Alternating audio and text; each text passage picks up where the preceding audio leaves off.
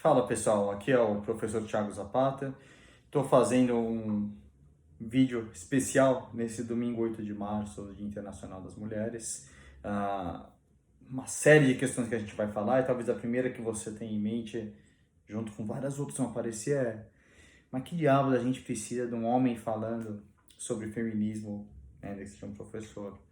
E afinal de contas, e muitos talvez estejam pensando, e por que diabos precisamos ficar falando em Dia das Mulheres? Quando que é o Dia do Homem? E por que que a gente precisa?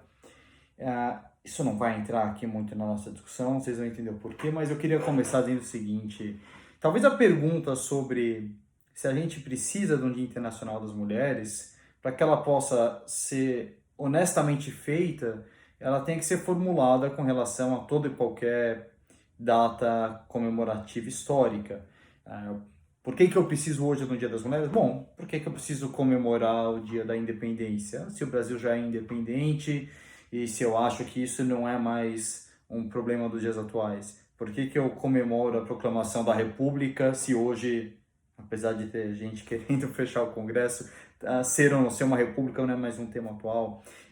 Me parece que lógico que tem muitas perspectivas diferentes para a gente falar num dia como esse, mas uma delas é essa. Existe uma razão histórica e as datas históricas normalmente marcam algo que você não tinha antes e que você passa a ter depois. E se marca essa passagem, que lógico ela não é branco no preto, não é que muda tudo no dia seguinte, mas para que você possa lembrar. Comemoramos a independência justamente porque não fomos sempre independentes. Comemoramos a República porque não fomos sempre uma república. E comemoramos o Dia Internacional da Mulher porque a mulher hoje tem certos direitos que não tinha antes, pelo menos é como eu vejo. E bom, antes da gente prosseguir no tema do feminismo, eu entrar aqui nas questões que eu quero falar com vocês hoje, ah, um homem, quem precisa de um homem falando de feminismo? Eu acho que o tema, pelo menos da perspectiva que eu quero colocar aqui, ele está muito mais no campo da filosofia do que no campo da luta política. Não que não exista, só quero dizer que não estou roubando o lugar de fala de ninguém, é uma análise filosófica. E a minha esposa pediu para eu dizer que enquanto eu preparava esse vídeo e gravo esse vídeo, ela está ocupada mexendo na instalação elétrica da casa. Eu vou postar a foto para vocês com a autorização dela, não deixa de ser irônico, mas eu quero dizer que eu disse que faria aquilo, mas ela disse que era muito perigoso para mim subir e mexer, e ela foi e fez, tá ótimo. Bom, o tema do feminismo ele é complicado por vários motivos. Eu acho que a primeira complicação é que ninguém é indiferente ao feminismo. Poucas pessoas, pelo menos, veem o feminismo como um tema neutro com o qual você não se importa. Todo mundo já tem uma ideia sobre o que é o feminismo. Ele pode ser o seu melhor amigo, ele pode ser o seu pior inimigo, ele pode causar uma certa repulsa como uma vitimização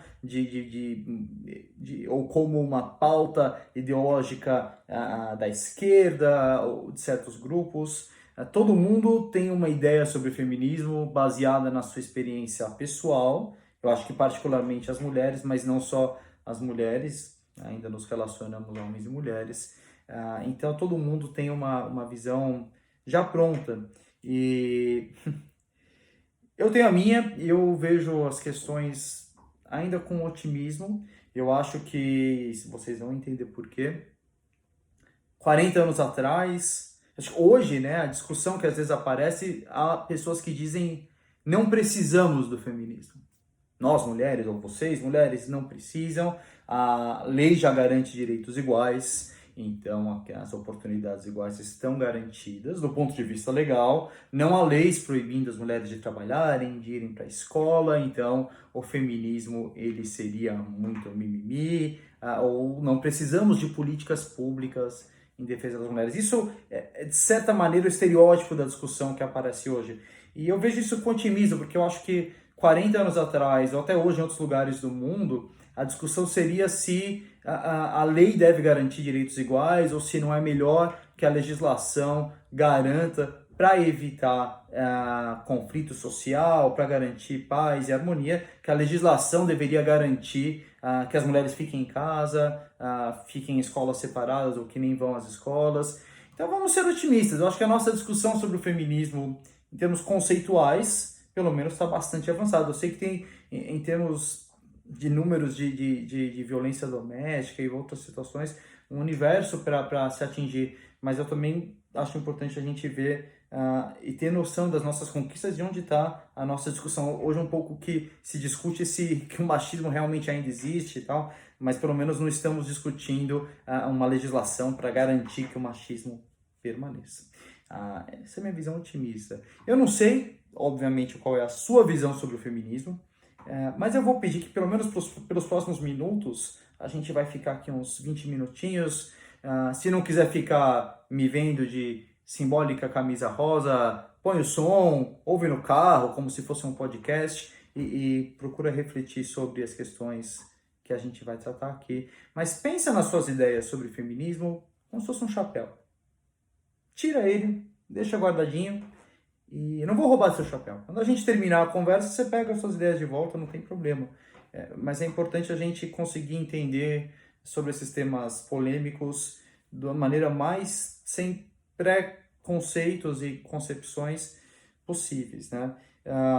E exatamente o que eu quero tratar aqui, na verdade, são as bases filosóficas daquilo que a gente pode pensar como um dos maiores movimentos de liberdade e liberação da história. Não estou falando do feminismo agora, mas especialmente do que a gente chama de segunda onda do feminismo, que eu já vou explicar do que se tratou. Existe uma base filosófica, existencialista enfim, várias escolas, mas uma base filosófica e filosófica importante nas conquistas feministas, e é sobre isso que eu quero falar, e claro, sobre para onde que isso pode ir. Esse vídeo de hoje também acho importante falar, eu estou me baseando no esquema e na apresentação que um autor chamado Stephen West faz. O podcast dele chama-se Philosophize This, e eu aconselho fortemente. Esse episódio sobre a Simone de Beauvoir, que é o que a gente vai tratar aqui, mas ele está em inglês, e não só por estar em inglês, ele tem um jargão às vezes difícil, então minha ideia aqui é realmente repassar o conhecimento, dando crédito a essa organização conceitual. O feminismo é uma matéria cheia de escolas e doutrinas, não é fácil organizar as principais ideias. Mas falávamos da segunda onda do feminismo, e daí você pode perguntar, o que quer dizer? O que é uma onda, em termos de movimento de pensamento filosófico? Quando a gente fala, o feminismo ele é tipicamente quebrado em 3 ondas, né? Uma onda é um momento no qual tem uma grande evolução, imagina uma onda, tem uma grande evolução de pensamento, de ideias, de conquistas, de novas leis e de discussões, e que depois diminui. A próxima onda volta a crescer e depois diminui. Ele tem esse tipo de movimentação. E a gente identifica normalmente, pelo menos na história do Ocidente, embora talvez em momentos diferentes, dependendo do país, mas de maneira geral 3 ondas. A chamada primeira onda do feminismo, ela remonta ao século XIX, tem a ver com os movimentos sufragistas, né? Quando eu começo a falar, começa a se consolidar aquela retirada do antigo regime do poder e o Estado moderno com democracia e voto, algumas mulheres perguntam, direitos humanos, declaração dos direitos do homem, não deveria envolver todo mundo, ou pelo menos as mulheres? Existe essa justa grita das mulheres falando, escuta, a gente está derrubando um regime de privilégios para instaurar outro, e as mulheres não podem votar, por quê? Era uma questão bastante associada a mulheres de certa classe social, mas que depois se espalha. Mas é um movimento feminista bastante forte, conhecido como sufragistas, muito ligado ao direito ao voto das mulheres, que vai levar umas décadas para se consolidar. Ele vai aí até talvez metade do século XX. E a segunda onda, que é o que a gente vai falar, ela surge logo depois da Segunda Guerra, muito marcada pelo fato de que, conhecido histórico, que durante a Segunda Guerra, enquanto os homens iam para a batalha, muitas mulheres vão para as fábricas. Então quem estava fabricando munição, armas, placa de aço para pôr em tanque, minas terrestres, as bombas, eram as mulheres na fábrica. E fica cada vez mais difícil, depois dessa experiência em que as mulheres saem daquela função da casa para trabalhar ativamente numa indústria pesada e naquele clima e dinâmica de guerra. Trabalho a BES, como sustentar que as mulheres não poderiam trabalhar e que deveriam ficar em casa. Veja, é uma discussão muito diferente do dia de hoje, né? O que se discutia antes, essas mulheres naturalmente conseguiam ou não trabalhar, elas já tinham mostrado que sim, começa a ficar um pouco ridículo você defender que o lugar da mulher é em casa depois daquela experiência da Segunda Guerra. Isso é o que vai estar na base da chamada Segunda Onda. É aí que eu vou ter também, enquanto a primeira onda do feminismo era muito ligada ao sufrágio, à luta pelo direito de voto, no contexto da segunda onda começam a uma organização conceitual ou formação de doutrinas feministas, caso queiram, entre elas Simone de Beauvoir, mas tem outros também, mas é aqui que eu começo a falar efetivamente de uma organização do pensamento feminista. Essa onda vai até os anos 90, de certa maneira. A terceira onda, eu entendo que é o que a gente vive hoje, onde há uma associação grande do feminismo com outras pautas que vão de raça, de gênero, orientação sexual, direito da gordofobia, né, que é o direito da mulher se sentir bem com o próprio corpo, interlaçar com o feminismo outras pautas também ligadas a papéis sociais, expectativas sociais, bastante ligado ao movimento LGBT, QI+, etc. Mas assim, bastante ligado à interseccionalidade, e vários outros temas identitários, razão pela qual principalmente a terceira onda, né, não, as outras também acaba sendo muito associada às pautas de esquerda, mas não existe aqui uma exclusividade. Em todas essas ondas, né, e acho que é importante a gente ter em mente, o feminismo ele não é uno, ele não é uma única doutrina, ele tem escolas antagônicas que competem com alguns objetivos diferentes. Eu tenho linhas do feminismo que se enquadrariam mais à esquerda ou à direita do espectro econômico, principalmente, mas inclusive do político não dá para dissociar. Eu tenho linhas feministas mais radicais, menos radicais, que atribuem um papel grande à natureza humana, um papel menor à natureza humana. Então, com certeza não dá para a gente colocar tudo num único saco e falar isso é feminismo. É importante estudar, porque a gente está aqui de novo falando de uma linha talvez específica do pensamento muito ligada à segunda onda e aos trabalhos da Simone de Beauvoir, no Segundo Sexo, que influenciou, é o livro dela que influenciou toda essa onda e outros trabalhos depois. Mas todo o pensamento feminista, eu entendo que por definição ele parte de uma premissa, que é uma premissa histórica, segundo a qual, ao longo da história, as mulheres não tiveram as mesmas oportunidades que os homens. Você escolhe o momento histórico e que tipo de oportunidade a gente está falando. Acesso à educação, acesso aos recursos econômicos, acesso às posições de prestígio, às posições de poder, acesso ao voto, acesso à propriedade privada. O que você pensar, de certa maneira, as mulheres passaram por isso. A gente pode questionar se hoje isso ainda é válido, mas é inegável que ao longo da história existe essa diferença muito grande de acesso a oportunidades entre homens e mulheres. Essa é a premissa da qual eles partem, e nisso as correntes feministas são comuns em reconhecer, é um fato histórico muito difícil de negar. Os problemas começam quando eu faço a pergunta importante, que é por quê? Por que homens e mulheres tiveram uma diferença tão grande de acesso a oportunidades e a posições? O que estaria por trás disso?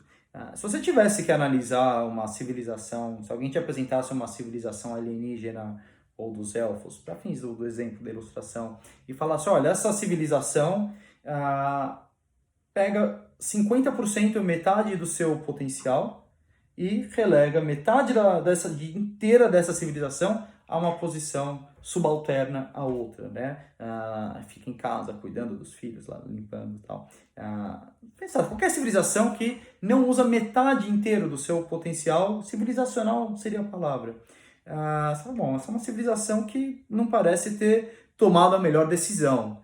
Se isso foi uma decisão, manter metade inteira da população mundial fora sem acesso a certos cargos e certos recursos, essa não foi uma decisão pensada seguramente no bem-estar de toda a população ou no melhor interesse de toda aquela civilização. Talvez tenha sido pensada no interesse de uma metade de uma minoria específica. Ou talvez não seja uma decisão, mas sim a consequência da evolução de certos fatos. E é aqui que reside talvez a causa da divergência entre os pensamentos feministas. Vão ter alguns grupos de feministas que vão ver nessa diferença de acesso às oportunidades entre homens e mulheres como a continuação de uma história natural que remonta a um período pré-civilização, onde os homens das cavernas saíam para caçar recursos limitados, as mulheres ficavam lá na caverna. Eu sei que isso é uma ilustração, antropólogos não me batam, mas essa é a concepção mitológica, se quiser, né? As mulheres na caverna cuidando dos filhinhos e os homens traziam comida. Esses papéis, porque ligados à capacidade reprodutiva da mulher de um lado e força física do homem do outro, seriam naturais, e isso teria se desenvolvido ao longo da história, fixando certos papéis. E parte do feminismo vai tomar essa diferença como natural e dizer, claro, a gente tem que fazer tudo o que puder para hoje garantir que, em termos de direitos, as oportunidades sejam iguais, mas não precisamos sair batendo em homens nas ruas, eles não são potenciais opressores, eles simplesmente foram pegos no curso da história, como todo, eu sei, também é uma simplificação, mas essa é a ideia de ter como base um fato natural. E um outro grupo de feministas que vai ter um outro pensamento, meio mais conspiracionista, como se grupos secretos de homens se reunissem na calada da noite ou à luz do dia para definir regras e como eles vão fazer para manter as mulheres oprimidas em casa, a seu serviço, limpando a sujeira atrás deles, dispostas para a reprodução, e quais vão ser as leis que vão impedir as mulheres de ter acesso, pequenos clubes masculinos dominando os interesses, né? Esses são estereótipos dos extremos do pensamento feminista. A Simone de Beauvoir se colocaria no meio desses dois extremos. Isso é um dos motivos pelo qual eu acho o pensamento dela interessante, quando a gente se pergunta pelas bases filosóficas da segunda onda do feminismo. De certa maneira, o que a Simone está falando, olha, e é importante colocar isso de cara, para ela a subjugação da mulher pelo homem é fruto de atos intencionais, deliberados dos homens para a manutenção do poder. Mas isso não conta a história inteira, isso é parte da história. Existe sim, e por deliberado, claro, ela está pensando num contexto histórico, mas é preciso entender a fundo de onde isso vem e o que isso significa. Ou seja, parte do pensamento dela fala sim, durante muito tempo os homens, para se manter em posição de poder, buscaram, estando empoderados para produzir as leis e as regras, mantiveram privilégios. Mas como eles chegaram nesses privilégios, nessas situações, também é importante. E aí, para a gente entender o pensamento dela, olha, existe uma história sobre como isso é feito através das regras e sobre como os homens ascenderam a essas posições. Essa história é importante. Isso remonta a como isso é feito para o pensamento da Simone, tem a ver com a distinção sujeito-objeto. Remonta ao pensamento de Descartes, né? Descartes, lá no século XVII, vai esquematizar a existência entre sujeitos e objetos. Sujeitos agem sobre o mundo, os objetos são utilizados, ou alguém age sobre os objetos. O objeto tem uma dimensão espacial, é algo físico que eu uso, e o sujeito, ele é pensante, ele toma decisões. Isso era lá no século XVII, conforme nos bons tempos, quando eu podia distinguir sujeito e objeto, isso significava alguma coisa. Estou fazendo a mesma piada do Stephen West, mas é que essa divisão passa a ser relativa, né? De Descartes até o século XX, o pensamento filosófico fala, olha, sujeito não vive sem objeto, objeto só é objeto em relação ao sujeito, todas as pessoas na sua existência são um pouco sujeito, elas agem, e são um pouco objeto. Alguém age sobre elas. Você não vive só como sujeito, a sua experiência como sujeito depende de objetos, o seu corpo é um objeto que você mesmo usa, enfim. A conclusão é: as pessoas são sujeito, agem sobre o mundo, e são objeto, são alvo de atuação de outros sujeitos. E a questão que a Simone faz, se todo mundo é sujeito e objeto nos vários aspectos da sua vida, o que uma pessoa é se eu puder remover dela o sujeito? Questão de aritmética, se todo mundo é sujeito e objeto e eu removo o sujeito, sobra o objeto, ou só um objeto. Isso se trata da objetificação. O que a Simone de Beauvoir está dizendo é, ao longo da história, a legislação, as regras, aquilo que os homens estando em cargos de poder foram reproduzindo, são mecanismos de objetificação, e aqui, claro que não se resume ao aspecto sexual, objeto sexual, é muitas vezes a ideia que a gente tem, mas sim de negar a subjetividade.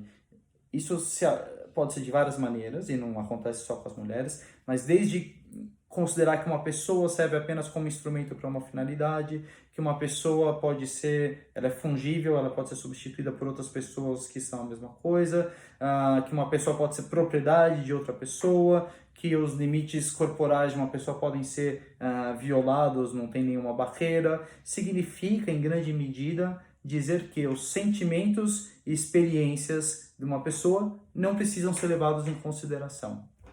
Quando você diz que os sentimentos e a experiência, o modo de ver o mundo de uma pessoa não precisam ser levados em consideração, você está tirando a subjetividade dela e reduzindo a um objeto. Claro, não são noções absolutas, ninguém vai ser totalmente objeto na sua vida, mas significa que você é mais tendente a ser um objeto. Isso está no cotidiano, assim, em todas as nossas relações. O que a Simone vai apontar é que as mulheres parecem, ao longo da história, vão sendo relegadas a uma posição de objeto.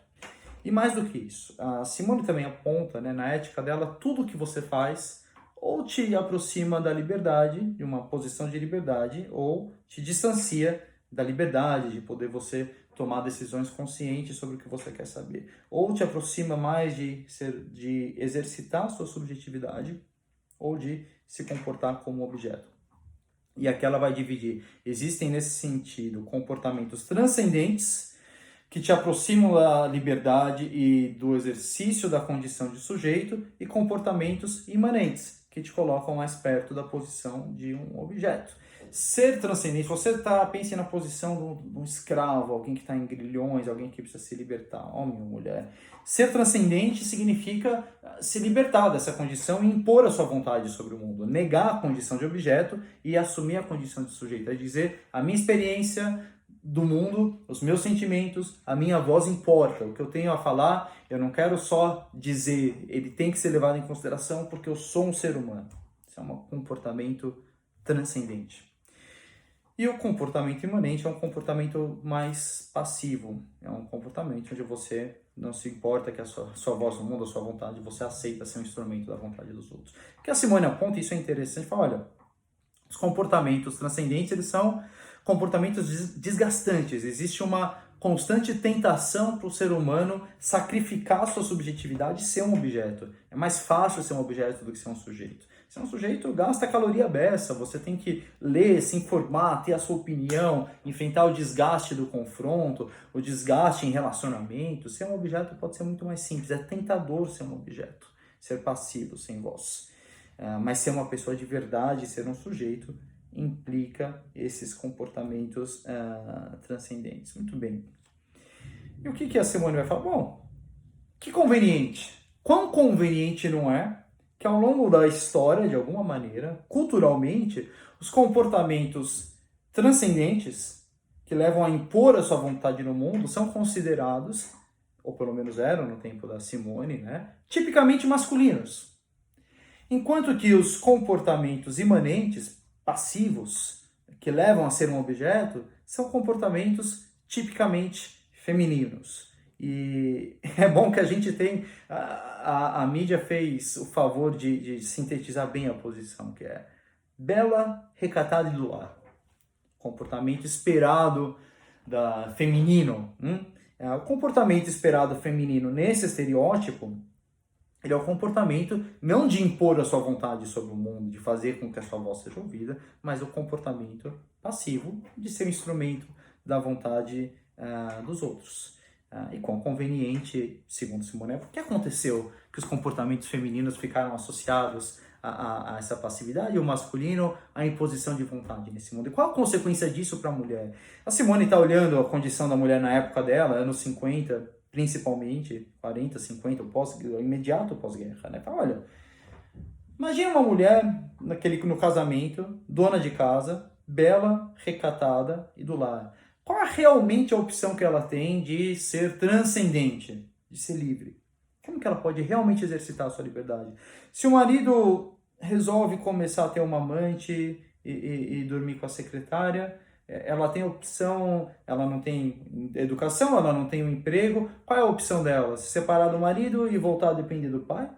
Casar com outro cara que sustente ela e se colocar naquela mesma posição? Qual é realmente a liberdade e a posição de sujeito da mulher bela, recatada e do lar? O que a Simone vai apontar a partir daí, fala, olha, esses comportamentos considerados tipicamente femininos são construções sociais para garantir que a mulher permaneça na posição de objeto, na posição de estar subjugada.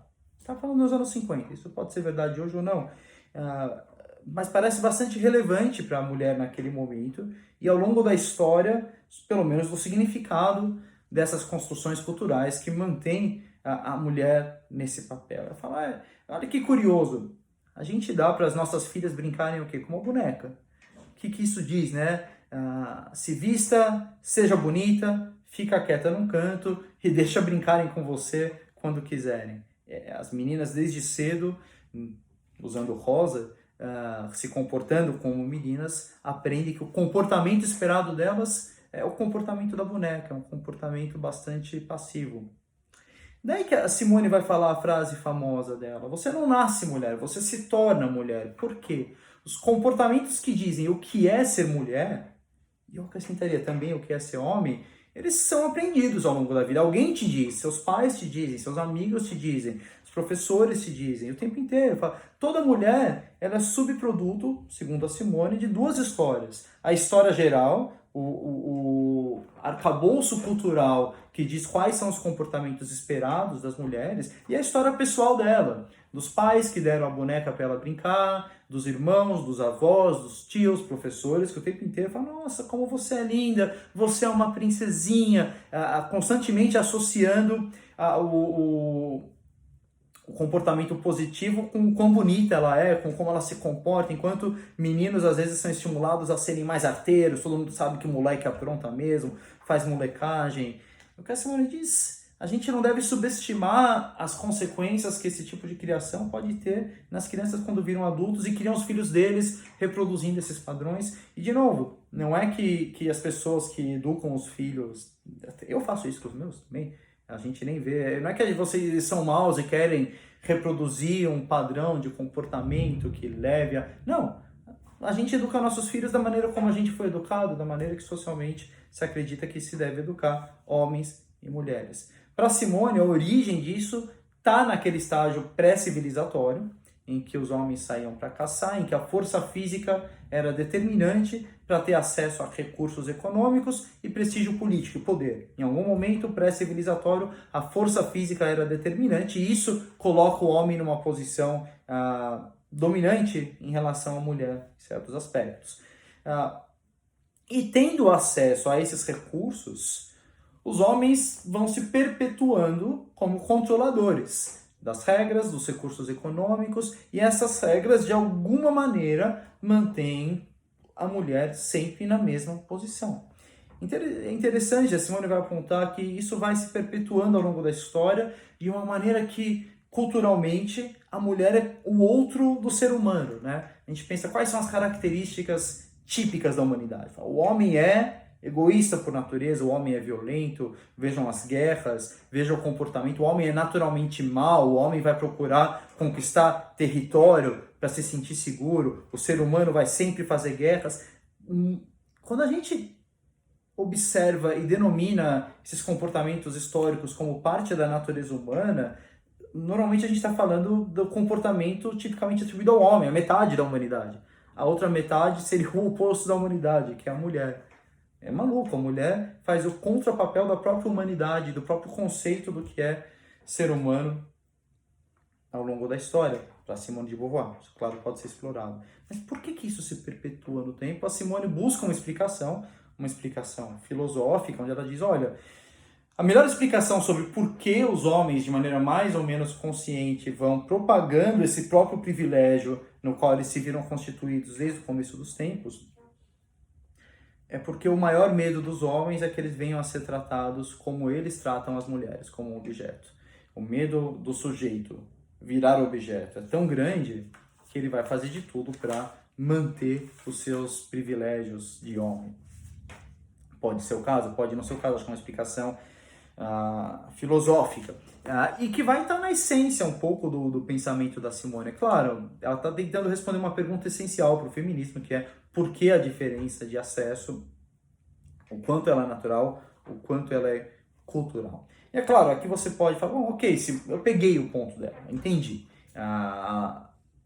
Os homens, originalmente pela força física, tiveram acesso a recursos, a poder, e foram perpetuando isso e construindo culturalmente qual seria o papel relegado às mulheres, o que explica a situação onde elas estão. Mas será que não pode ser o contrário?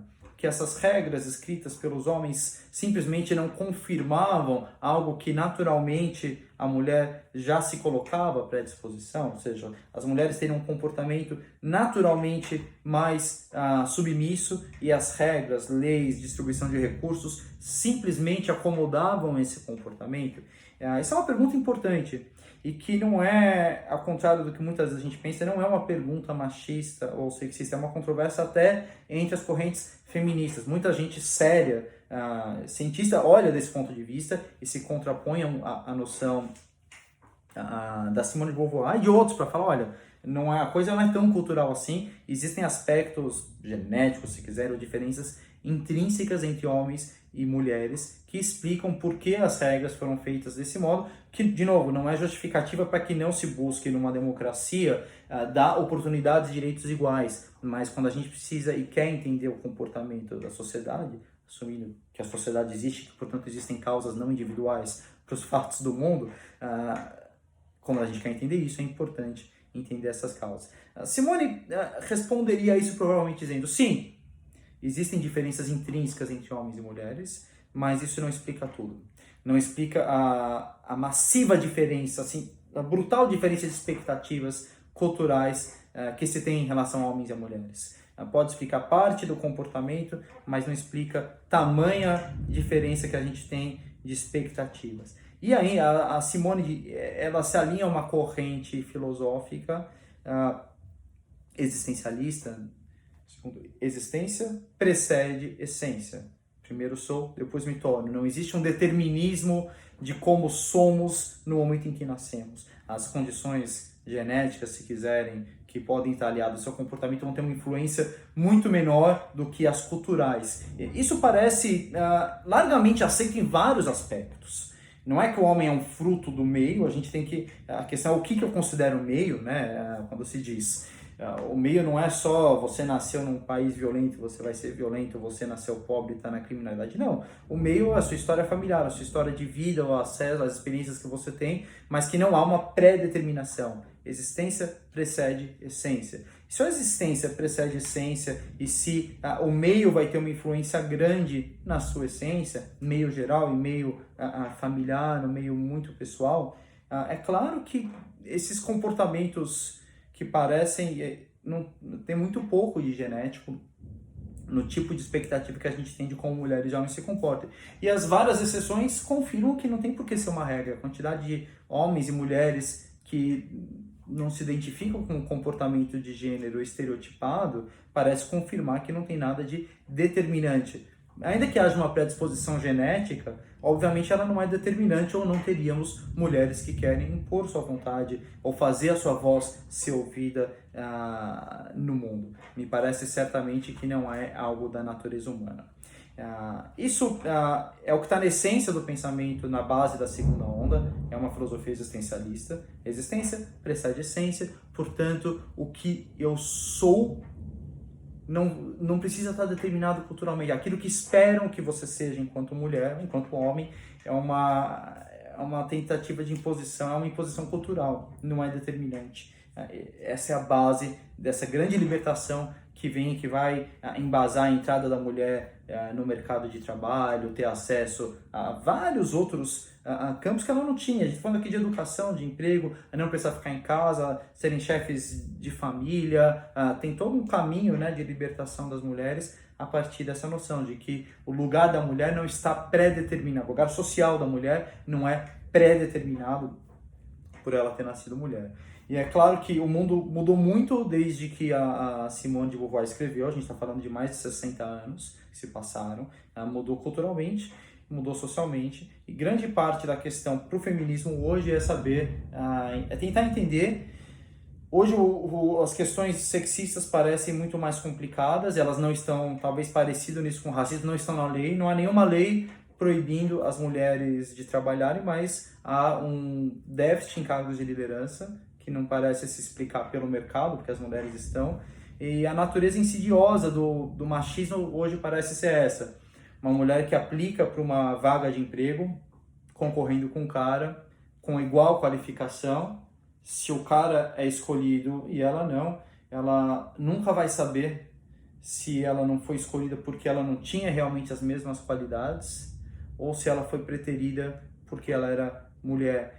Isso não é fácil de lidar hoje em dia, então todo esforço, muito do esforço feminista hoje está nesse sentido, é importante, e tem outros vários desafios.